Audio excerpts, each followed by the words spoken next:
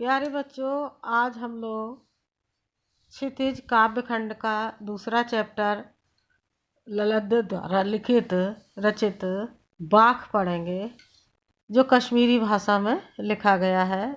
जिस तरीके से कबीर के दोहे और सूरदास के पद आदि होते हैं, वैसे ही ललद्दन ने बाख लिखे हैं। तो ये कश्मीरी भाषा में लिखा गया था, जिसका बाद में अनुवाद किया गया है। अनुवाद किया मीराकांत ने।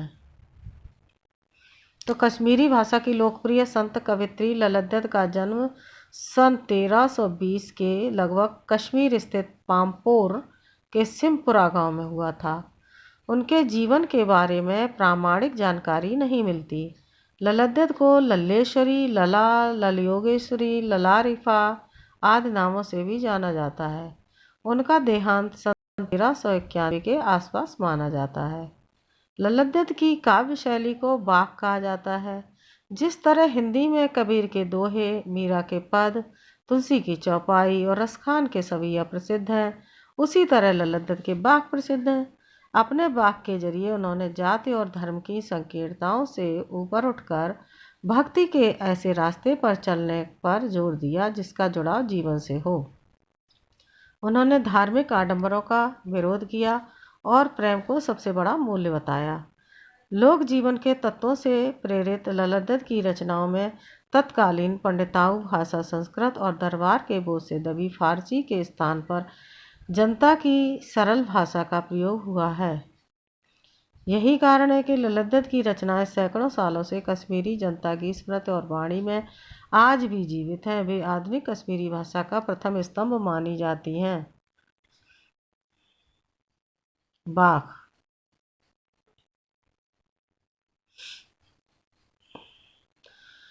इसके बाद इसमें है क्या पाठ में उसे बताया है कि विद्यार्थियों को भक्तिकाल की व्यापक जनचेतना और उनके अखिल भारतीय स्वरूप से परिचित कराने के उद्देश्य यहाँ ललद्दन ने 4 बाखों का हिंदी अनुवाद प्रस्तुत किया जा रहा है। ललद्दत के 4 बाखों का हिंदी अनुवाद प्रस्तुत किया जा रहा है।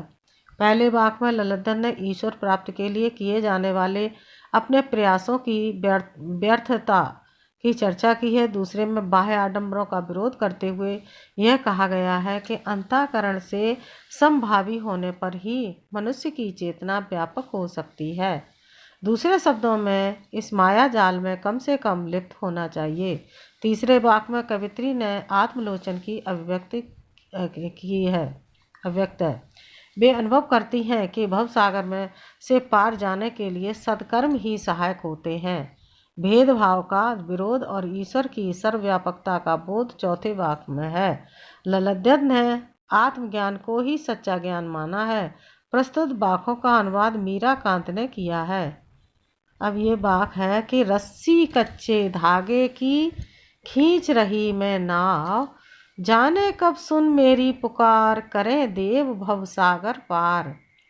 पानी टपके कच्चे सकोरे, व्यर्थ प्रयास हो रहे मेरे, जी में उठती रह हूक, घर जाने की चाह है घेरे।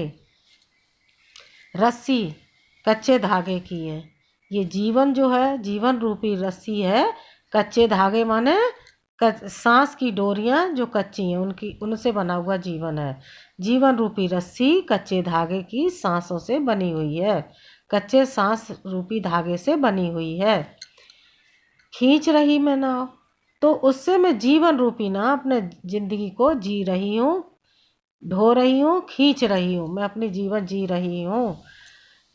कच्चे धागे रूपी रस्सी के सहारे मैं अपना जीवन रूपी नाव से आगे बढ़ रही हूँ, जीवन जी रही हूँ। जाने कब सुन मेरी पुकार, करें देव भव सागर पार।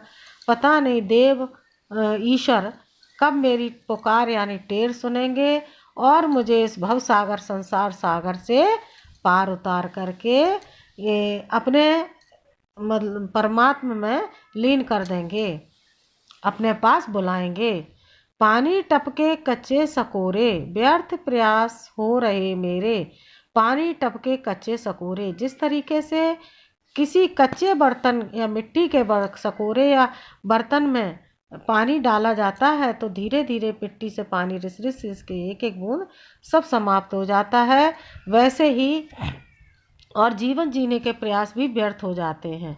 यानी जो काम करने के लिए पानी भरा था वो सब पानी भी व्यर्थ हो गया और प्रयास भी व्यर्थ हो गए। इसी तरीके से कवित्री पानी के माध्यम से क्या बताना चाह रही है, प्रतीक कौन सा है कि जीवन के एक एक दिन हमारे घटते चले जा रहे हैं और मुझे जो प्रयास मैंने किया था ईश्वर प्राप्ति का वो भी मेरा निष्फल हो गया है, अभी तक उसमें हमें सफलता प्राप्त नहीं हो पाई है। पानी टपके कच्चे सकोरे, जिस तरीके से मिट्टी के बर्तन में पानी टपकता है वैसे ही मेरे जीवन की एक एक दिन कम होता चला जा रहा है, टपक रहा है यानी ख़त्म हो रहा है और मेरे ईश्वर मिलने से के प्रयास भी व्यर्थ होते चले जा रहे हैं। जी मैं उठती रह हूँ, घर जाने की चाह है घेरे मेरे हृदय में। जी माने हृदय में, एक रह कर रुक रुक कर, एक हुक माने तड़प उठती है कि अब मैं क्या करूँगी, मैंने तो अपना जीवन सारा व्यर्थ गंवा दिया, मैंने तो कोई अच्छे काम किए ही नहीं और जीवन मेरा उत्तरार्ध मतलब बिल्कुल बुढ़ापे की तरफ आ गया है।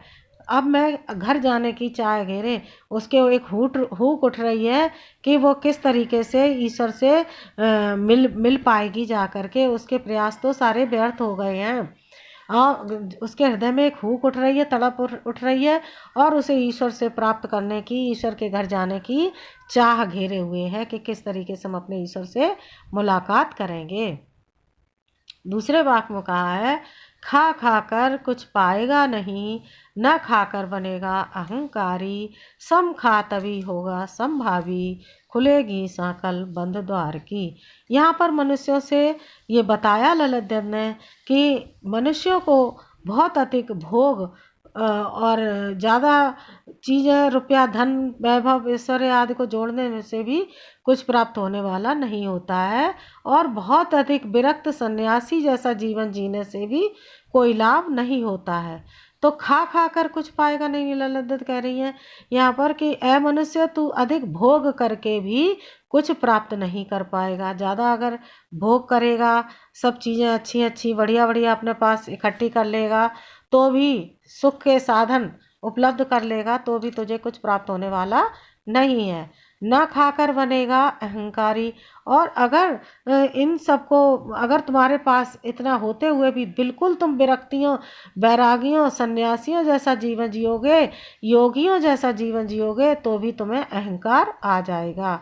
सम खा तभी होगा संभावी, ऐ मनुष्य समान भाव से रह, न अधिक योगी बन और न ही अधिक भोगी, बीच का मार्ग अपना, तभी तुम समान भाव के हो पाओगे और तभी खुलेगी सांकल बंद द्वार की। जो ईश्वर से मिलने का एक दरवाज़ा है जो बंद है और भगवान हमसे मिल नहीं पा रहे थे, जब हम समान भाव से ईश्वर से मिलेंगे, मुलाकात करेंगे, तब ईश्वर का जो बंद द्वार की सांकल है, ईश्वर से मिलने का दरवाज़ा है, वो खुल जाएगा। आई सीधी राह से गई न सीधी राह, सुसुम सेतु पर खड़ी थी बीत गया दिन आह, जेब टटोली कौड़ी न पाई, माजी को दूं क्या उतराई। अब यहाँ पर फिर ललित ने कहा है कि जब मैंने अपना जीवन शुरू किया था तो मैं सीधी राह से चली थी, मैंने सहज योग अपनाया था जिसमें कि आदमी को अपने अनुसार अपने आप को ढाल सकता है, लेकिन गई न सीधी राह। और जब मेरा उत्तरार्ध आया, जब मैं आगे बढ़ने लगी जीवन के पड़ाव पर चलते चलते और मैंने हठ योग पकड़ लिया, जब जाने लगी तो मैंने हठ योग पकड़ लिया। मैं ईश्वर के यहाँ से जब आई थी, मेरा जन्म हुआ था तो मैं सीधी राह से आई और जब जाने का मेरा नंबर आया, मैं जाने लगी हूँ, तो मैंने हठ योग पकड़ लिया है, सहज योग को छोड़ दिया है। सुषुम सेतु पर खड़ी थी बीत गया दिना, में सुषुम्ना नाड़ी रूपी सेतु माने पुल पर बीच में ही खड़ी रही और तब तक बीत गया दिन माने मेरे जीवन का जीवन ही समाप्त होने वाला, वृद्धावस्था आ गई मुझे। जेब टटोली कौड़ी न पाई, मांझी को दूं क्या उतराई। अब मैंने अपने अंतरात्मा में झांक कर देखा, जेब कौन सी है, अपने अंतरात्मा में कवित्री ने टटोला न माने अपने अंदर को झांक करके देखा, कौड़ी न पाई। कौड़ी क्या है? अच्छे सत्कर्म रूपी कौड़ी, यानी पैसा। इसको कहा, सत्कर्मों को उन्होंने कौड़ी बताया कि अच्छे काम रूपी एक भी मेरे पास कौड़ी नहीं थी। मैंने कोई अच्छा काम किया ही नहीं जीवन में। माँ जी को दूं क्या उतराई? अब मैं उस ईश्वर से जब मिलूंगी जा कर के, तो मैं उसको उतराई के रूप में क्या दूंगी? यानी मेरे पास सद्कर्म तो है ही नहीं, मैं अपने ईश्वर को अब क्या दूंगी? तो इस तरीके से और ललित दत्त ने बताया है कि ईश्वर को मतलब उन्होंने जब जीवन शुरू किया था तो वो सहज योग अपना के चली थी, लेकिन बाद में उन्होंने हठ योग अपना लिया और उसी में लगी रही हठ योग में एक जगह पर, और सारा जीवन वहीं पर उन्होंने ख़त्म कर दिया। बीत गया दिन, और जब उन्होंने अंतर्मन में टटोल कर झांका, देखा तो अच्छे काम रूपी उनके पास कोई कौड़ी नहीं थी जो वो माँ जी को कोई उतराई के रूप में दे सकें जा करके। आगे है